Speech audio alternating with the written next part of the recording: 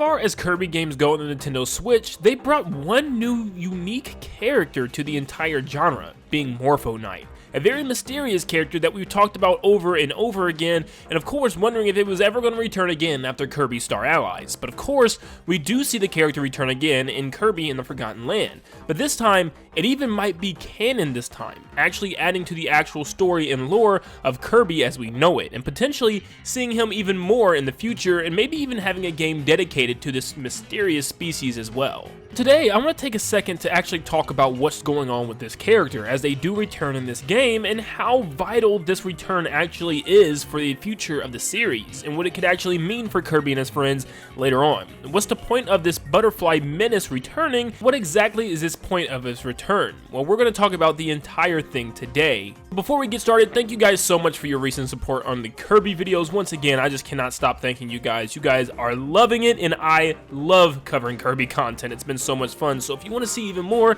make sure you leave a like and subscribe to stay up to date on all things Kirby in the Forgotten Land and Nintendo in general. But also, if you guys are excited about Switch Sports this week, it comes out this Friday, make sure you pre-order and purchase the game through my special link in the description down below through Best Buy, so that way you can be ready for the game and you can play it with me as well when it drops. Thank you guys so much. All the details are in the description, and let's get on to the video. So in order to talk about current events and obviously the future of these current events, we have to talk about the past and exactly where this butterfly started off at, because lots of people probably don't really know, so let's recap. In almost every Kirby game, we get to see in either the beginning or the end of the cutscenes that there is always these orange butterflies flying around Kirby and his friends. This is normally at the beginning and end of the game because it's right before something tragic happens and right as that tragic thing ends thanks to Kirby and his friends' help. So it seems like it's always there right before a main event happens, before something goes crazy within Dreamland. However, with tons of appearances, it's never really did anything, you know? It's never really intervened or really got in any type of situation with Kirby and his friends,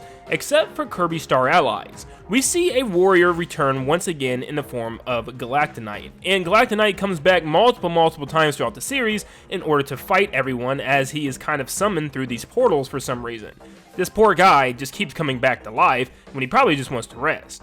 But this butterfly comes in and lands on the lance of Galactonite, completely consuming him of his power and transforming himself into the great Morpho Knight. Now, it was once believed that Morpho Knight was actually just a newer form of Galactonite and that it took the form of Galactonite, but as we've seen in Kirby in the Forgotten Land, this is a completely new entity. Morpho Knight simply uses the energy of the person that it consumes and constantly uses it as its Morpho Knight form. So this is actually what the warrior looks like. If we look at the Kirby Star Allies description, it states that Morpho Knight is also known as the Reborn Butterfly or Dark-Winged Disaster. He's a fusion of Galactonite and a butterfly that appears in the Kirby platformers over the years, of course. But also it states that he was formed when the greatest warrior in the galaxy, a being twisted by his dark past, came in contact with the symbol of purity. So they're trying to say that this is some type of actual pure being, maybe committing justice throughout the galaxy. We also get more information from the actual Japanese version of the game, and it states that the butterfly is a butterfly of paradise and appears in the present time after something has ceased to be,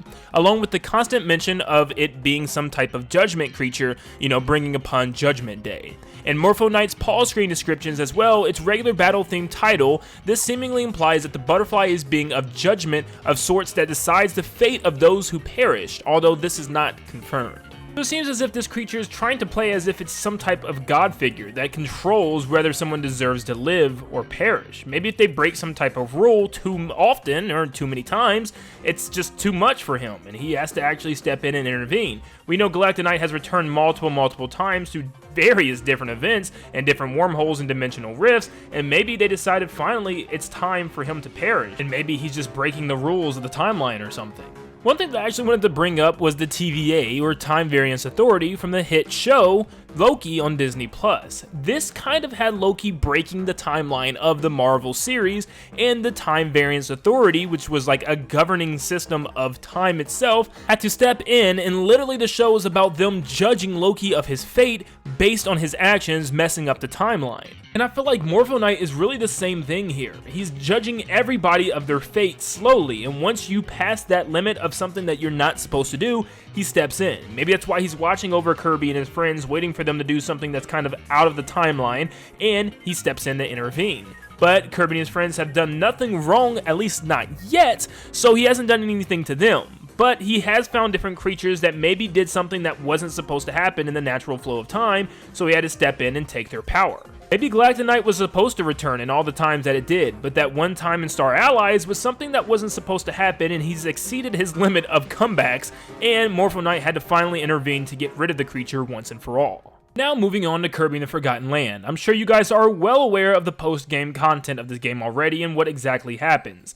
Kirby is in the dreamland of Forgo, which is the creature that invaded the Forgotten Lands and now is taking over Leon, and Kirby has to save Leon by returning his pieces of soul and defeating Forgo as well. As Kirby does this and finally knocks Forgo out of Leon, Kirby's able to save the creature, but also comes face to face with the invasive species itself, once again. Right before Kirby has to fight him in the form of Forgo's soul, something happens that's very interesting. The Morpho Knight butterfly flies in once again, swooping down and landing on the nose of Forgo until eventually warping its power and using it for itself, transforming him into Morpho Knight. This is how we know that Galactic Knight wasn't part of its form at all. Morpho Knight was its own entity and it was just using the energy from Galactic Knight, the same way now it's using the energy from Forgo. Apparently it swooped in and judged Forgo as unworthy. It came back multiple times and it probably just said, you know what, this is the it of you, Forgo. You've died multiple times now. You don't deserve to live anymore. You know, you're just kind of messing up the timeline and screwing up everything that's supposed to happen in a natural flow of time. So, Morpho Knight stepped in. At the very beginning of the game, we can also see that Morpho Knight's butterfly form was there and actually gets sent into the vortex with Kirby and his friends, and that's probably why he was able to appear here. But if this is a warrior here to just get rid of people that were not supposed to be in the timeline already, or people that's violated the sacred timeline, why in the world does it keep trying to fight Kirby after consuming the bad people? I think that now breaks down between two different options. I think it comes down between whether Morpho Knight is a hero or a just evil sacred villain. But first I want to start off with Team Hero and talk about how Morpho Knight actually could just be a hero in disguise trying to train Kirby. Maybe that's just it. We've seen Morpho Knight land on Kirby multiple different times throughout the series as almost like maybe just protecting him and watching over him, and we've seen it always take over these crazy creatures and prevent Kirby from having to fight them, like Galactic Knight and obviously Fecto Forgo. But then you could ask the question, why in the world does he keep fighting Kirby after each time? Well, maybe it's actually trying to train Kirby. We know Meta Knight has a past history of fighting Kirby in multiple different games, and we know now that that was simply to test Kirby and see if he was actually the one and most powerful in order to protect Dreamland from all these, forbidden creatures that were going to come in the future.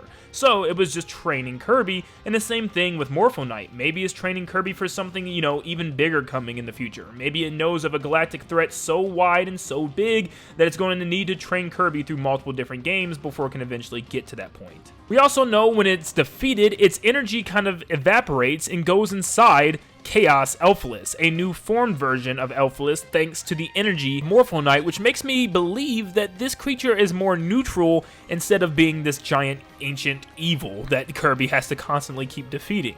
Or we can now look at it as Morpho Knight being an actual villain. What if Morpho Knight was the villain this whole time, and every time it does land on Kirby is actually trying to consume his power? But it just simply can't because Kirby is too pure. The same way Forgo couldn't control Kirby, or it couldn't control Meta Knight as well because their minds were too powerful and too pure as well. So the next best thing is Morpho Knight consuming different creatures and using their power to try to defeat Kirby. That's the only thing that he could possibly do because he can't control Kirby itself. It's actually really hard to say right now, I'm not sure, but I would go more the hero route. I do believe that this creature isn't bad. I think it is just simply judgment, and it's judging these creatures that keep returning when they're not supposed to, because it hasn't really done anything to Kirby yet besides fight him in combat, which just simply could be a test for something bigger to come. Something else I found very interesting is the fact that maybe the creatures that Morpho Knight consumes aren't dead. In fact, they're still alive. The same way that Chaos Elphalus was born, maybe there's some type of Galactic Knight entity still out there. Maybe he's like Chaos Galactic Knight. After what's happened with Chaos Elphalus, it wouldn't surprise me. But I think the most interesting part of this whole thing is the fact that this is actually all canon in Kirby and the Forgotten Land, which makes me even wonder